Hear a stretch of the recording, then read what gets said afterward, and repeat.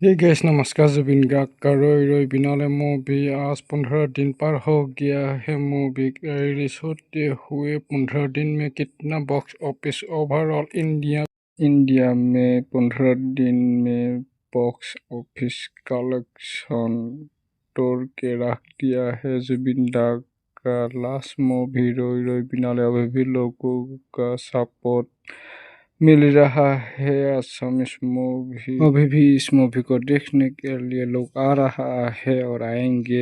Housefull cinema हॉलों पे लगभग 15 दिन में बॉक्स ऑफिस कलेक्शन 20 से 21 करोड़ के आसपास हो चुका है और भी होना बाकी है। लेकिन कुछ लोगों ने अभी भी हॉल पे रिकॉर्डिंग करके और कहीं से भी उठा के वेबसाइट पे डाल रहा है, यूट्यूब फेसबुक में क्लिप काट काट के। और कोई लोगों ने तो फुल मूवी को ही अपलोड कर दिया था, लेकिन वो सब का कार्रवाई हो रहा है।